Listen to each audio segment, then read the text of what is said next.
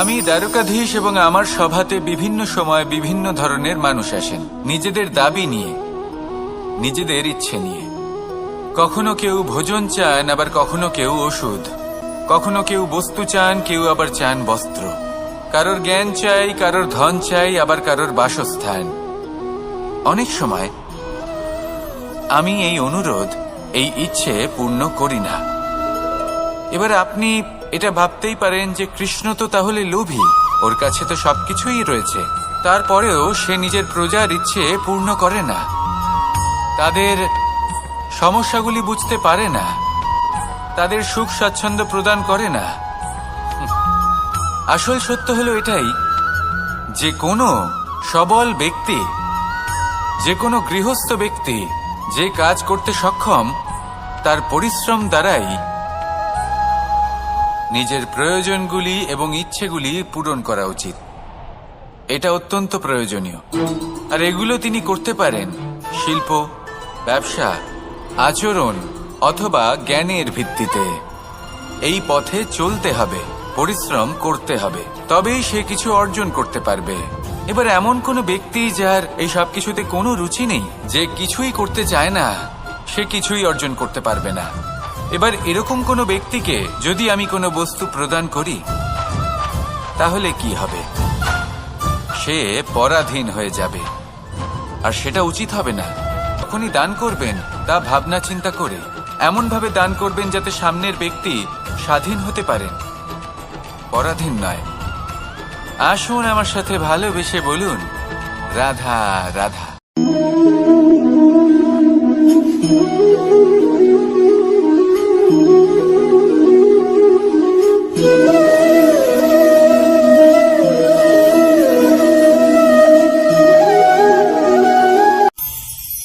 মানুষ কতটা বিচিত্র হতে পারে।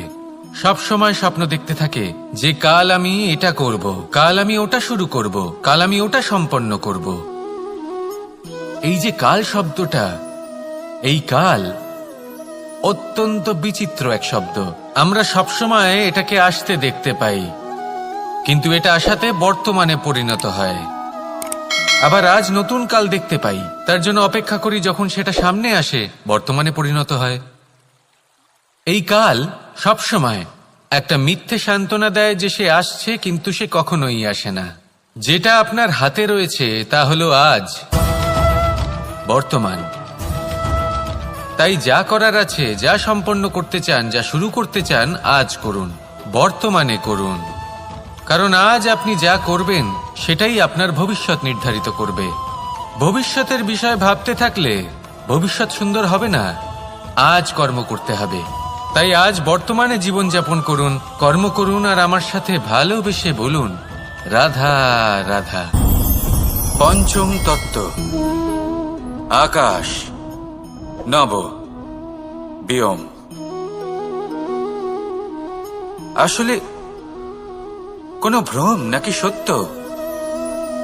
ভ্রম তো হতে পারে না, কারণ ভ্রমের মধ্যে কেউ বাঁচতেই পারে না। আর যদি সত্য হয় তাহলে এতটাই বিশাল যে আমাদের চোখের থেকে, আমাদের ইন্দ্রিয়ের থেকে, আমাদের মস্তিষ্কের থেকে, আমাদের চিন্তা ভাবনার থেকেও অনেক ঊর্ধ্বে, যাকে আমরা বুঝতেই পারি না। এটা যতটাই বিশাল আকার, ঠিক ততটাই সরল। এই আকাশ যতই অন্ধকারাচ্ছন্ন, ততটাই আলোর প্রকাশ প্রদান করে থাকে। দেখতে গেলে এ হলো জীবনের সঞ্চালক, কিন্তু যদি ক্রুদ্ধ হয়ে যায় তাহলে প্রাণ কেড়ে নিতেও দ্বিধা বোধ করে না। এই আকাশ শুধুমাত্র পৃথিবী লোক নয়, বরং এই সমগ্র ব্রহ্মাণ্ডকে, এই সমগ্র সৃষ্টিকে, এর প্রত্যেকটা তারাকে, প্রত্যেকটা গ্রহকে একটা বিশেষ স্থান প্রদান করে। এর নিজের কোনোই অস্তিত্ব নেই, কিন্তু সকলকে অস্তিত্ব প্রদান করে। এটাই হলো এই আকাশের মাহাত্ম্য। এই আকাশে হলো মাহাত্ম্যের প্রতিরূপ, যা আমাদের ভাবনা দ্বারা উৎপন্ন হয়। আপনিও আকাশের মতো এই বোধকে আপন করে নিন। আপনার জীবনও আকাশের মতন মহান এবং বিশাল হয়ে উঠবে। আর তখনই মন সুপ্রসন্ন হয়ে বলবে, রাধা রাধা।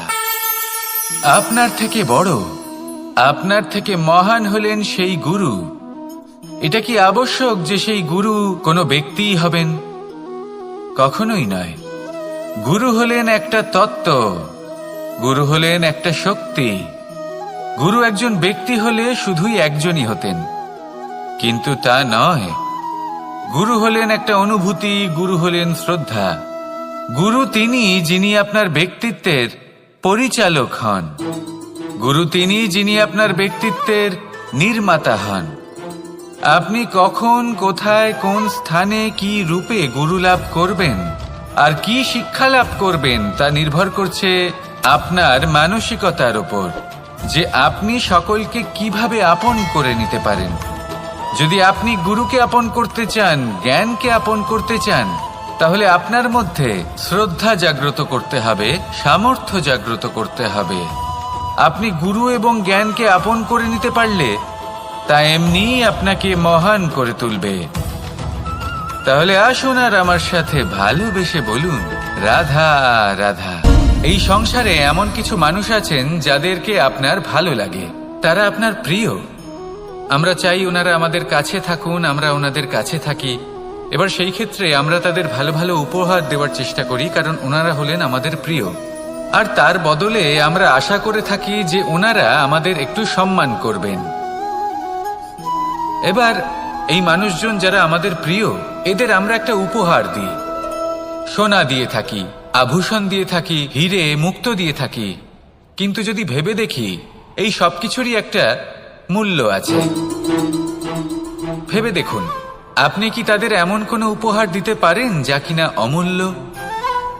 তা এরকম উপহার কি হতে পারে? ঠিক বলেছেন আপনি, প্রেম। এই প্রেমই হলো অমূল্য, কারণ মন থেকে এর উৎপত্তি হয়। না চেয়ে পাওয়া যায় আর না ছিনিয়ে নেওয়া যায় এই ভালোবাসা। ঠিক এইরকমই হয় এই সম্মান। যদি সম্মান করো তাহলে মন থেকে এবং ভালোবেসে করো, ভয় পেয়ে নয়। মনে রাখবেন, যে মাথা ভয়ের দ্বারা নত হয়, বিরোধিতাও প্রথমে সেই করে থাকে। যে মাথা ভালোবেসে নত হয়, তা আপনার জন্য বলিদানও দিতে পারে। এই সংসারের সব থেকে বড় উপহার, সব থেকে বড় বরদান এই প্রেম এবং সম্মান। তাকে সম্মান করুন আর আমার সাথে ভালোবেসে বলুন, রাধা রাধা। কখনো কোনো চাতককে দেখেছেন? একটা চাতক বর্ষার জন্য অপেক্ষা করে। সেই বর্ষার জলে নিজের তৃষ্ণা নিবারণ করে, নয়তো সারা বছর তৃষ্ণার্ত থেকে যায়। ও আকাশের দিকে তাকিয়ে থাকে আর অপেক্ষা করে যে কবে বর্ষা হবে আর কবে আমি আমার তৃষ্ণা নিবারণ করব। সেখানে অন্যদিকে একটি কাক বা একটা পায়রা, এরা কি করে? যেখানে জল পায় পান করে নেয়, যেখানে খাবার পায় খেয়ে নেয়, আত্মীয় স্বজন বন্ধু বান্ধব যাকেই পায় তার সাথে সময় কাটায়, খাবার খায় আর চলে যায়। এবার এদের মধ্যে মিল কোথায় আর পার্থক্য কোথায়? দুজনের কাছেই ডানা রয়েছে, দুজনেই উড়তে পারে। এই আকাশ হলো ওদের, খাবারের দানা ওদের। পার্থক্য হলো তাদের অভিলাষার, পার্থক্য হলো তাদের আকাঙ্ক্ষার, পার্থক্য জীবন যাপনের ধরনের। এবার যত বেশি আকাঙ্ক্ষা থাকবে, যত দামি জীবন যাপন করার ইচ্ছে থাকবে, তত বেশি কষ্ট আপনাকে সহ্য করতে হবে। আবার অন্যদিকে জীবন যত সরল হবে, জীবন যাপন যত সরল হবে, সমস্যা ততটাই কম হবে। তাই সবসময় চেষ্টা করবেন আপনার মানসিকতা এবং আপনার জীবন যেন সরল হয়। ভালোবাসতে থাকুন। যদি কেউ আপনাকে ভালোবাসে, তাকেও আপনি ভালোবাসা ফিরিয়ে দিন। তাদের সাথে কথা বলুন, কিছু তাদের কথা শুনুন, কিছু নিজের কথা বলুন। দেখবেন সকল তাপ উত্তাপ দূর হয়ে গেছে। এটাই তো হলো জীবনের সারমর্ম। তাই প্রেমে থাকুন, ভালোবাসুন, আর ভালোবেসে আমার সাথে বলুন, রাধা রাধা। ক্ষমা একটা অত্যন্ত সুন্দর শব্দ, আমার খুব প্রিয় শব্দ। কিন্তু এই ক্ষমা কখন আর কিভাবে প্রয়োগ করতে হবে সেটা বোঝা প্রয়োজনীয়। এক, যদি আপনি কোনো অন্যায় করেন আর ক্ষমা না চান, ক্ষমা প্রার্থনা না করেন, ক্ষমা চাওয়া থেকে এড়িয়ে যান, তাহলে তাতে আপনারই ক্ষতি হবে। কিভাবে? ক্ষমা না চাইলে মনের মধ্যে অহংকার জাগ্রত হয়, আর অহংকার তো প্রকৃত অর্থে আমাদের ক্ষতিই করে। 2, কেউ যদি অপরাধ করেন, আপনার থেকে ক্ষমা না চান, তাহলে তাকে ক্ষমা করবেন না। ক্ষমা হলো অত্যন্ত অমূল্য, আর না চাইতেই কাউকে ক্ষমা দান করা এটা উচিত নয়। 3, যদি কেউ আপনার সাথে অনুচিত কিছু করেন, অপরাধ করেন, আর আপনার থেকে ক্ষমা চান, তাহলে তাকে ক্ষমা করে দিন। তাতে আপনার অন্তরের করুণাবোধ জাগ্রত হবে, প্রেম জাগ্রত হবে, আর তা আপনার জন্য শুভ হবে। 4, যদি আপনি নিজে কোনো অপরাধ করেন, তাহলে অবশ্যই ক্ষমা চাইবেন। তাতে আপনারই লাভ হবে। কিভাবে? সামনের ব্যক্তি আপনাকে ক্ষমা করুক বা না করুক, আপনার অন্তরের অহংকার ক্ষীণ হবে, আর এই মন আরো নির্মল হয়ে উঠবে। এই ক্ষমা অত্যন্ত অমূল্য, ভেবেচিন্তে একে ব্যবহার করুন, আর আমার সাথে ভালোবেসে বলুন, রাধা রাধা। একবার একজন গুরু তার শিষ্যদের পরীক্ষা নিচ্ছিলেন। উনি ওনার প্রত্যেক শিষ্যকে একটি করে পাখি দিয়ে বললেন সেই পাখির বলি দিতে হবে, কিন্তু এমন এক স্থানে যেখানে কেউ তাদের দেখতে পাচ্ছে না। প্রত্যেক শিষ্য নিজের যাত্রা শুরু করল। কেউ ঘন বনে প্রবেশ করল, কেউ অন্ধকার গুহায় প্রবেশ করল, কেউ দূরে কোনো পর্বতের শিখরে পৌঁছে গেল। যে মুহূর্তে দেখলো তাদের কেউ দেখতে পাচ্ছে না, তারা সেই বলি দিতে চেষ্টা করল। যেই বলি দিতে গেল, সেই পাখি আলোর কিরণে পরিবর্তিত হলো এবং লুপ্ত হয়ে গেল। একজন শিষ্য ছিল যে আবার গুরুর কাছে ফিরে এলো। সে বলল, ক্ষমা করবেন গুরুদেব, কিন্তু আমি এমন কোনো স্থান পেলাম না যেখানে কেউ আমাকে দেখতে পাচ্ছে না। অন্য কেউ না দেখতে পেলেও আমি নিজে দেখতে পাচ্ছিলাম, আমার অন্তর্মন দেখতে পাচ্ছিল। সেই শিষ্য বুঝতে পেরেছিল যে পরমাত্মার দৃষ্টি সবসময় তাকে দেখতে পাচ্ছে, আর ও কখনো অনুচিত কর্ম করতে পারবে না। আর শুধুমাত্র এই কারণে সেই শিষ্যই সেই পরীক্ষায় উত্তীর্ণ হল। আসুন আর আমার সাথে ভালোবেসে বলুন, রাধা রাধা। আমরা সবাই ফল খাই, কিন্তু আমাদের সেই ফলই প্রিয় হয় যে পরিপক্ক হয়ে ওঠে, যেটা নম্র হয়, আর যে ফল অনেক বেশি মিষ্টি আর সুস্বাদু হয়ে থাকে, যাদের রঙে বাহার দেখা যায়। সেইভাবে জীবনে আমরা নানান মানুষের সাথে পরিচিত হই, কিন্তু সেই মানুষই আমাদের মন ছুঁয়ে যায় যারা বিনম্র স্বভাবের, যাদের বাণী খুব মধুর, যাদের অন্তরে আত্মবিশ্বাসের একটা তেজ, একটা রং দেখা যায়। এবার এমন ব্যক্তি আমরা কি করে হব? ঠিক সেইভাবেই যেমন একটা ফল রোদ, বর্ষা, শীত, বায়ু এই সকল সংকটময় পরিস্থিতির সম্মুখীন হয়ে পরিপক্ক হয়ে ওঠে, সেইভাবেই মানুষ সংকটময় পরিস্থিতির সম্মুখীন হয়ে পরিপক্ক হয়ে ওঠেন। যদি এই সংকটের সম্মুখীন হন, তাহলে অভিজ্ঞ হবেন, আর এই অভিজ্ঞতাই শিক্ষা দিয়ে যাবে। এই অভিজ্ঞতা আমাদের শিখিয়ে দেয় যে আমাদের বিনম্র থাকতে হবে। অহংকার করে কোনো লাভ নেই। মধুর বাণীর যে কি মূল্য তা আমরা শিখতে পারি। এই অভিজ্ঞতাই আমাদের বুঝিয়ে দেয় যে উচিত অনুচিত কোনটা, আমাদের দৃষ্টিভঙ্গি তৈরি করে, আর এই দৃষ্টিভঙ্গি দ্বারা আত্মবিশ্বাস জাগ্রত হয়। সেই জন্য জীবনে কখনো বিপদ থেকে দূরে পালাবেন না, সেগুলোর সম্মুখীন হন, অভিজ্ঞতা লাভ করুন, তার থেকে শিক্ষা লাভ করুন, এইভাবেই পরিপক্ক হবেন। আসুন আমার সাথে ভালোবেসে বলুন, রাধা রাধা। মানুষ বর্তমানে নিজের জীবন অতিবাহিত করেন, কিন্তু তার জীবনে অতীতকাল এবং ভবিষ্যৎকাল এই দুটোরই সমান গুরুত্ব রয়েছে। অতীতকাল অতিবাহিত হয়ে গেছে এবং সেটা জীবিত থাকে আমাদের স্মৃতি হিসেবে, এবং ভবিষ্যৎ হলো সেটাই যেটা আমরা শুধুমাত্র কল্পনাই করতে পারি। এবার অতীতের কিছু স্মৃতি এমন থাকে যা আমাদের কাছে আনন্দময় হয় না, তা কটু হয়, দুঃখজনক হয়, যন্ত্রণাদায়ক হয়। আমরা যা কিছুই করি তা বদলে ফেলতে পারবো না, কিন্তু ভবিষ্যৎকাল সেটা আমরা রচনা অবশ্যই করতে পারি, যদি আজ আমরা শ্রেষ্ঠ কর্ম করি। যদি আজকের এই দিনটা আমরা আনন্দের সাথে অতিবাহিত করি, সুখের সাথে অতিবাহিত করি, এক একটা মুহূর্ত আমরা আনন্দ এবং ভালোবাসার সাথে অতিবাহিত করি, আপনার আজকের এই কর্ম আপনার ভবিষ্যৎ নির্ধারণ করবে। আজ আপনি যেভাবে জীবন কাটাবেন তা ভবিষ্যতে গিয়ে অতীতকালে পরিণত হবে। আর তখন আপনি এমন স্মৃতি খুঁজে পাবেন যেখানে আপনি প্রত্যেকটি মুহূর্ত প্রেম এবং আনন্দের সাথে অতিবাহিত করেছেন, এবং সেই স্মৃতি মধুর হবে। তাহলে আজ শ্রেষ্ঠ এবং উচিত কর্ম করুন। আপনি নিশ্চিত রূপে একটি উজ্জ্বল, শুদ্ধ, পবিত্র এবং আনন্দময় ভবিষ্যৎ লাভ করবেন।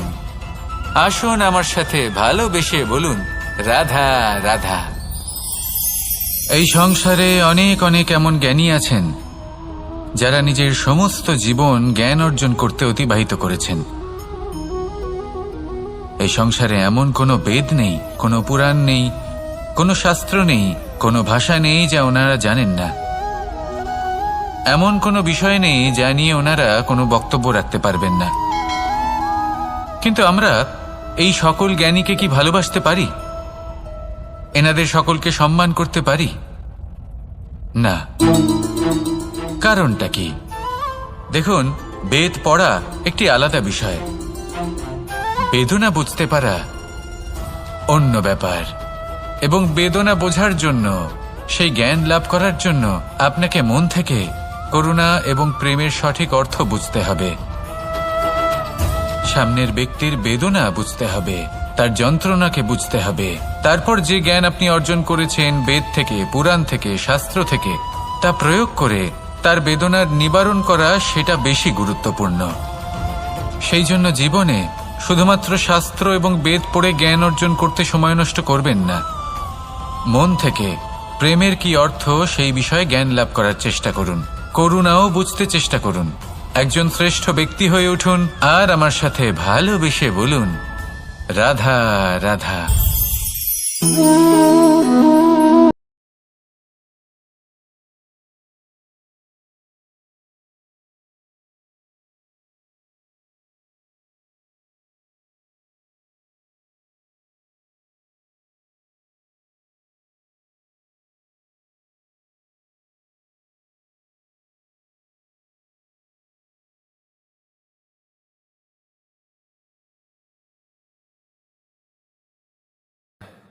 এই জল হলো মহান, আর এর একটা মহান গুণ আছে, এর নিজস্ব কোনো রং নেই। কিন্তু যখন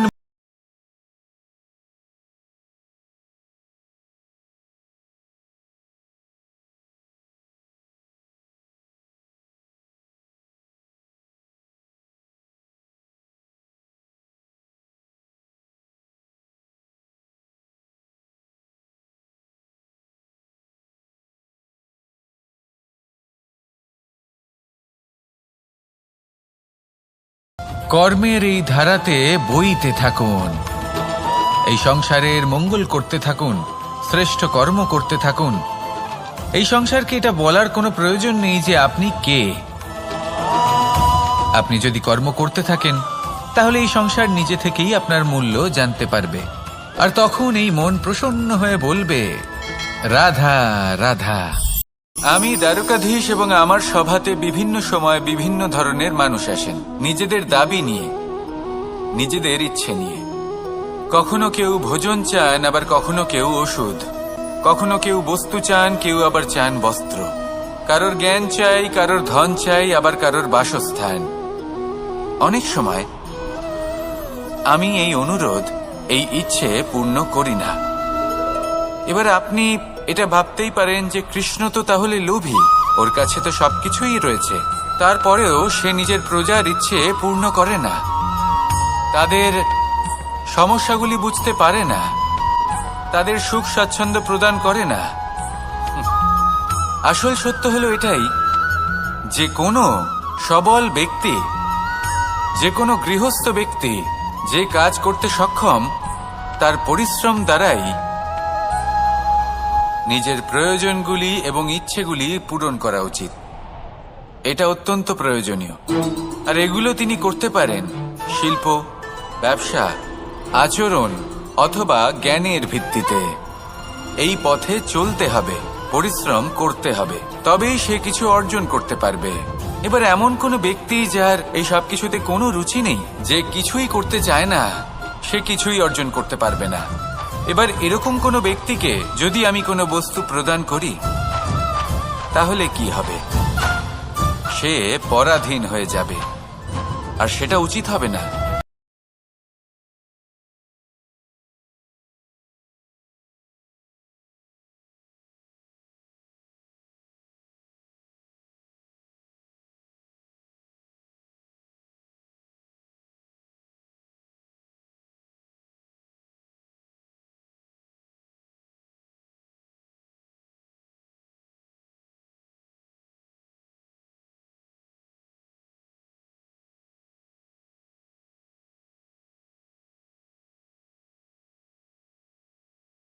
যখনই দান করবেন তা ভাবনা চিন্তা করে এমন ভাবে দান করবেন যাতে সামনের ব্যক্তি স্বাধীন হতে পারেন, পরাধীন নয়। আসুন আমার সাথে ভালোবেসে বলুন, রাধা রাধা।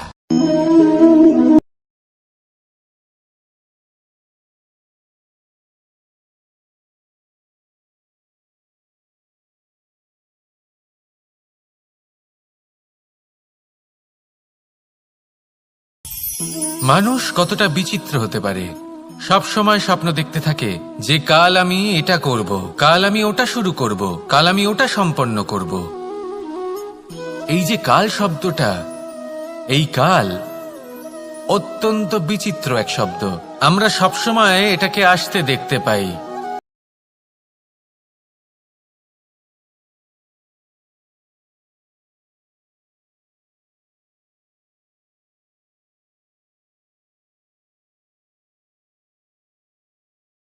যে সে আসছে, কিন্তু সে কখনোই আসে না।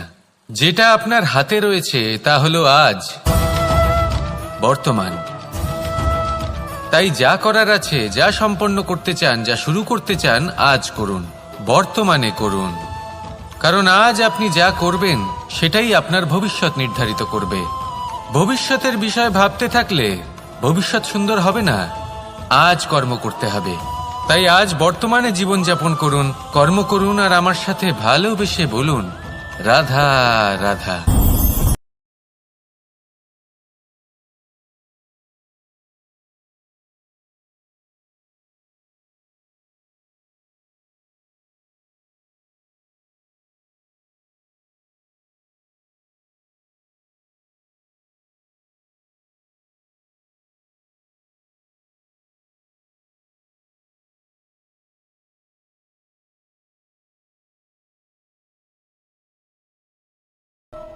যাকে আমরা বুঝতেই পারি না। এটা যতটাই বিশাল আকার, ঠিক ততটাই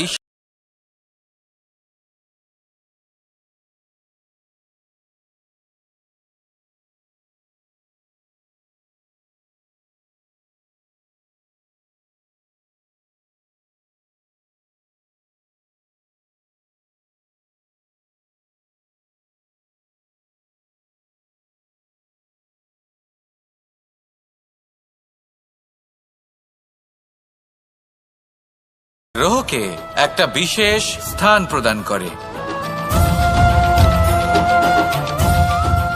এর নিজের কোনোই অস্তিত্ব নেই, কিন্তু সকলকে অস্তিত্ব প্রদান করে। এটাই হলো এই আকাশের মাহাত্ম্য। এই আকাশে হলো মাহাত্ম্যের প্রতিরূপ, যা আমাদের ভাবনা দ্বারা উৎপন্ন হয়। আপনিও আকাশের মতো এই বোধকে আপন করে নিন। আপনার জীবনও আকাশের মতন মহান এবং বিশাল হয়ে উঠবে। আর তখনই মন সুপ্রসন্ন হয়ে বলবে, রাধা রাধা। আপনার থেকে বড়, আপনার থেকে মহান হলেন সেই গুরু।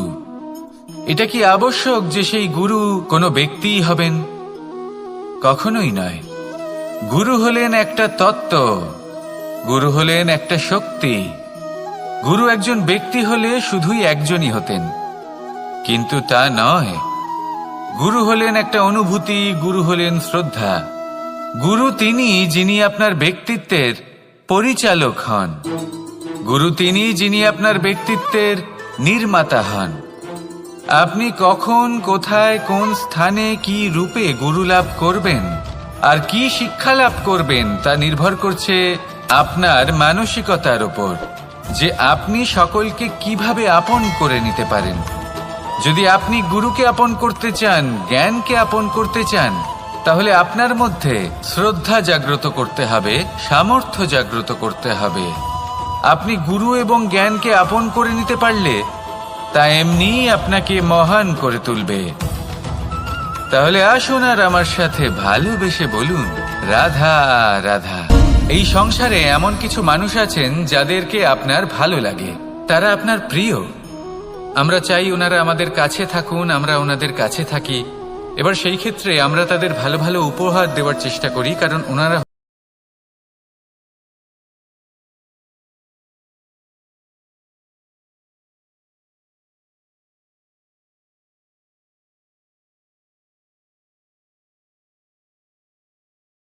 আভূষণ দিয়ে থাকি, হিরে মুক্ত দিয়ে থাকি। কিন্তু যদি ভেবে দেখি, এই সব কিছুরই একটা মূল্য আছে। ভেবে দেখুন, আপনি কি তাদের এমন কোনো উপহার দিতে পারেন যা কিনা অমূল্য? তা এরকম উপহার কি হতে পারে? ঠিক বলেছেন আপনি।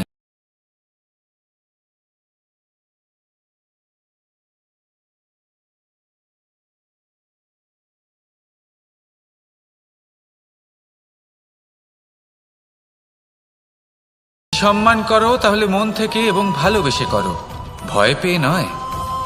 মনে রাখবেন, যে মাথা ভয়ের দ্বারা নত হয়, বিরোধিতাও প্রথমে সেই করে থাকে। যে মাথা ভালোবেসে নত হয়, তা আপনার জন্য বলিদানও দিতে পারে। এই সংসারের সব থেকে বড় উপহার, সব থেকে বড় বরদান এই প্রেম এবং সম্মান। তাকে সম্মান করুন আর আমার সাথে ভালোবেসে বলুন, রাধা রাধা। কখনো কোনো চাতককে দেখেছেন? একটা চাতক বর্ষার জন্য অপেক্ষা করে, সেই বর্ষার জলে নিজের তৃষ্ণা নিবারণ করে, নয়তো সারা বছর তৃষ্ণার্ত থেকে যায়। ও আকাশের দিকে তাকিয়ে থাকে আর অপেক্ষা করে যে কবে বর্ষা হবে আর কবে আমি আমার তৃষ্ণা নিবারণ করব। সেখানে অন্যদিকে একটি কাক বা একটা পায়রা, এরা কি করে? যেখানে জল পায় পান করে নেয়, যেখানে খাবার পায় খেয়ে নেয়, আত্মীয় স্বজন বন্ধু বান্ধব যাকেই পায় তার সাথে সময় কাটায়, খাবার খায় আর চলে যায়।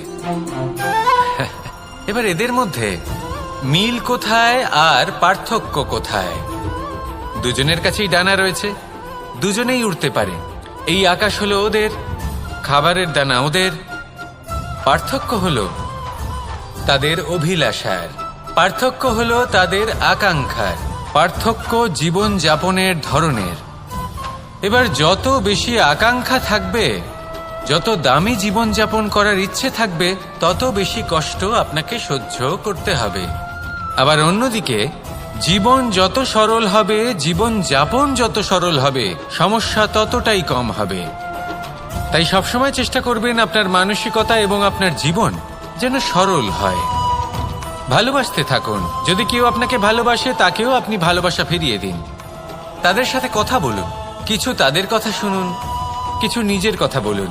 দেখবেন সকল তাপ উত্তাপ দূর হয়ে গেছে। এটাই তো হলো জীবনের সারমর্ম। তাই প্রেমে থাকুন, ভালোবাসুন, আর ভালোবেসে আমার সাথে বলুন, রাধা রাধা। ক্ষমা একটা অত্যন্ত সুন্দর শব্দ, আমার খুব প্রিয় শব্দ। কিন্তু এই ক্ষমা কখন আর কিভাবে প্রয়োগ করতে হবে সেটা বোঝা প্রয়োজনীয়। এক, যদি আপনি কোনো অন্যায় করেন আর ক্ষমা না চান, ক্ষমা প্রার্থনা না করেন, ক্ষমা চাওয়া থেকে এড়িয়ে যান, তাহলে তাতে আপনারই ক্ষতি হবে। কিভাবে? ক্ষমা না চাইলে মনের মধ্যে অহংকার জাগ্রত হয়, আর অহংকার তো প্রকৃত অর্থে আমাদের ক্ষতিই করে। দুই, কেউ যদি অপরাধ করেন, আপনার থেকে ক্ষমা না চান, তাহলে তাকে ক্ষমা করবেন না। ক্ষমা হলো অত্যন্ত অমূল্য, আর না চাইতেই কাউকে ক্ষমা দান করা এটা উচিত নয়। তিন, যদি কেউ আপনার সাথে অনুচিত কিছু করেন, অপরাধ করেন, আর আপনার থেকে ক্ষমা চান, তাহলে তাকে ক্ষমা করে দিন। তাতে আপনার অন্তরের করুণাবোধ জাগ্রত হবে, প্রেম জাগ্রত হবে, আর তা আপনার জন্য শুভ হবে। চার, যদি আপনি নিজে কোনো অপরাধ করেন, তাহলে অবশ্যই ক্ষমা চাইবেন, তাতে আপনারই লাভ হবে। কিভাবে? সামনের ব্যক্তি আপনাকে ক্ষমা করুক বা না করুক, আপনার অন্তরের অহংকার ক্ষীণ হবে আর এই মন আরো নির্মল হয়ে উঠবে। এই ক্ষমা অত্যন্ত অমূল্য, ভেবেচিন্তে একে ব্যবহার করুন আর আমার সাথে ভালোবেসে বলুন, রাধা রাধা। একবার একজন গুরু তার শিষ্যদের পরীক্ষা নিচ্ছিলেন। উনি ওনার প্রত্যেক শিষ্যকে একটি করে পাখি দিয়ে বললেন সেই পাখির বলি দিতে হবে, কিন্তু এমন এক স্থানে যেখানে কেউ তাদের দেখতে পাচ্ছে না। প্রত্যেক শিষ্য নিজের যাত্রা শুরু করল। কেউ ঘন বনে প্রবেশ করল, কেউ অন্ধকার গুহায় প্রবেশ করল, কেউ দূরে কোনো পর্বতের শিখরে পৌঁছে গেল। যে মুহূর্তে দেখলো তাদের কেউ দেখতে পাচ্ছে না, তারা সেই বলি দিতে চেষ্টা করল। যেই বলি দিতে গেল, সেই পাখি আলোর কিরণে পরিবর্তিত হলো এবং লুপ্ত হয়ে গেল। একজন শিষ্য ছিল যে আবার গুরুর কাছে ফিরে এলো। সে বলল, ক্ষমা করবেন গুরুদেব, কিন্তু আমি এমন কোনো স্থান পেলাম না যেখানে কেউ আমাকে দেখতে পাচ্ছে না। অন্য কেউ না দেখতে পেলেও আমি নিজে দেখতে পাচ্ছিলাম, আমার অন্তর্মন দেখতে পাচ্ছিল। সেই শিষ্য বুঝতে পেরেছিল যে পরমাত্মার দৃষ্টি সবসময় তাকে দেখতে পাচ্ছে, আর ও কখনো অনুচিত কর্ম করতে পারবে না। আর শুধুমাত্র এই কারণে সেই শিষ্যই সেই পরীক্ষায় উত্তীর্ণ হল। আসুন আর আমার সাথে ভালোবেসে বলুন, রাধা রাধা।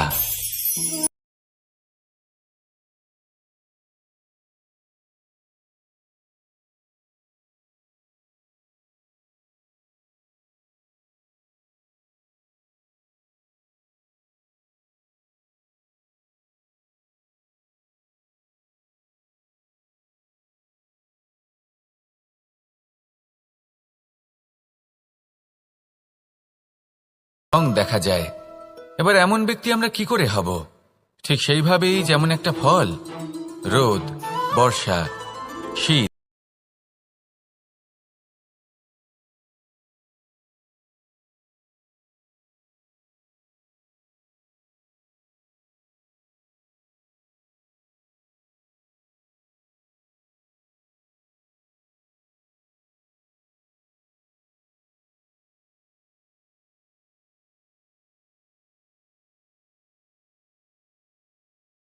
আমাদের বুঝিয়ে দেয় যে উচিত অনুচিত কোনটা, আমাদের দৃষ্টিভঙ্গি তৈরি করে। আর এই দৃষ্টিভঙ্গি দ্বারা আত্মবিশ্বাস জাগ্রত হয়। সেই জন্য জীবনে কখনো বিপদ থেকে দূরে পালাবেন না, সেগুলোর সম্মুখীন হন, অভিজ্ঞতা লাভ করুন, তার থেকে শিক্ষা লাভ করুন, এইভাবেই পরিপক্ক হবেন। আসুন আমার সাথে ভালোবেসে বলুন, রাধা রাধা। মানুষ বর্তমানে নিজের জীবন অতিবাহিত করেন, কিন্তু তার জীবনে অতীতকাল এবং ভবিষ্যৎকাল এই দুটোরই সমান গুরুত্ব রয়েছে। অতীতকাল অতিবাহিত হয়ে গেছে এবং সেটা জীবিত থাকে আমাদের স্মৃতি হিসেবে, এবং ভবিষ্যৎ হলো সেটাই যেটা আমরা শুধুমাত্র কল্পনাই করতে পারি। এবার অতীতের কিছু স্মৃতি এমন থাকে যা আমাদের কাছে আনন্দময় হয় না, তা কটু হয়, দুঃখজনক হয়, যন্ত্রণাদায়ক হয়। আমরা যা কিছুই করি তা বদলে ফেলতে পারবো না, কিন্তু ভবিষ্যৎকাল সেটা আমরা রচনা অবশ্যই করতে পারি, যদি আজ আমরা শ্রেষ্ঠ কর্ম করি। যদি আজকের এই দিনটা আমরা আনন্দের সাথে অতিবাহিত করি, সুখের সাথে অতিবাহিত করি, এক একটা মুহূর্ত আমরা আনন্দ এবং ভালোবাসার সাথে অতিবাহিত করি, আপনার আজকের এই কর্ম আপনার ভবিষ্যৎ নির্ধারণ করবে।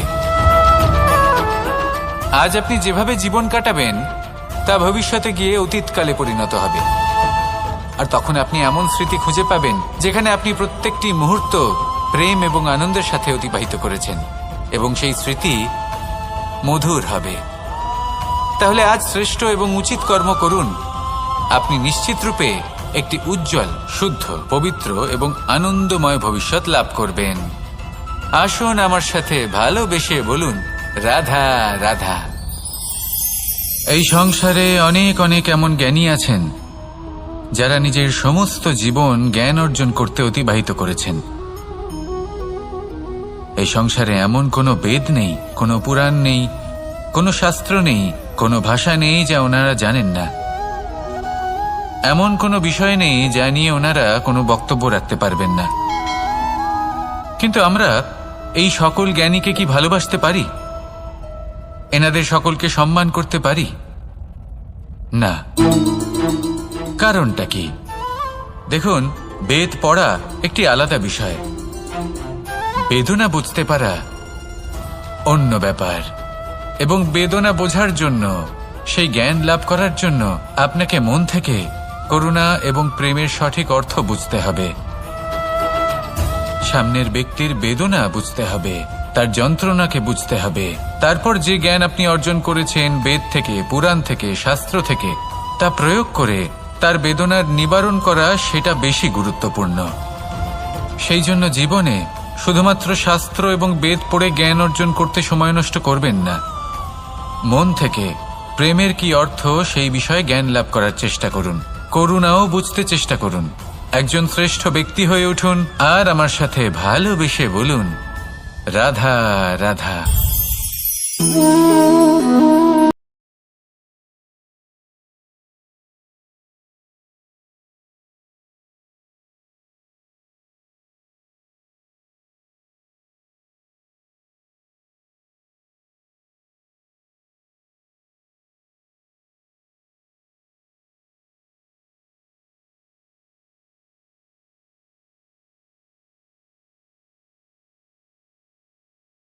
থামবে না। এই জল হলো মহান, আর এর একটা মহান গুণ আছে, এর নিজস্ব কোনো রং নেই। কিন্তু যখন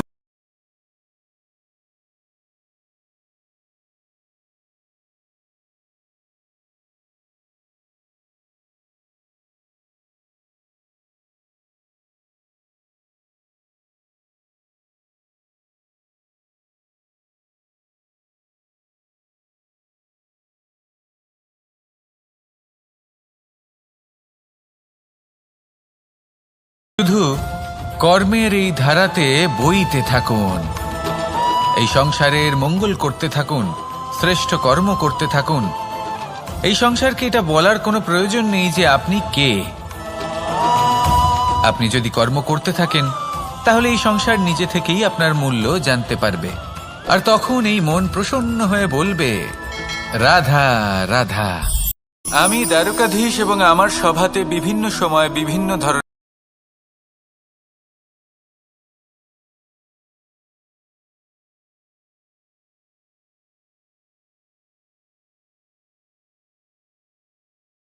চাই, কারোর ধন চাই, আবার কারোর বাসস্থান।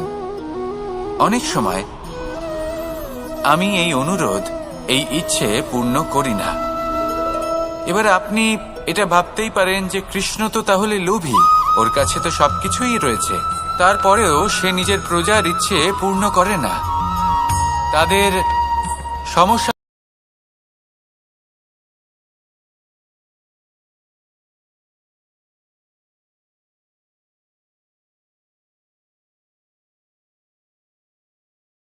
ব্যক্তি যে কাজ করতে সক্ষম তার পরিশ্রম দ্বারাই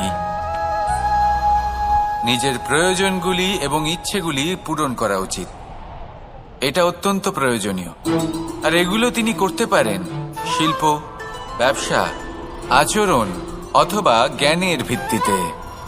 এই পথে চলতে হবে, পরিশ্রম করতে হবে, তবেই সে কিছু অর্জন করতে পারবে। এবার এমন কোনো ব্যক্তি যার এই সব কিছুতে কোনো রুচি নেই, যে কিছুই করতে চায় না, সে কিছুই অর্জন করতে পারবে না। এবার এরকম কোনো ব্যক্তিকে যদি আমি কোনো বস্তু প্রদান করি তাহলে কি হবে? সে পরাধীন হয়ে যাবে, আর সেটা উচিত হবে না।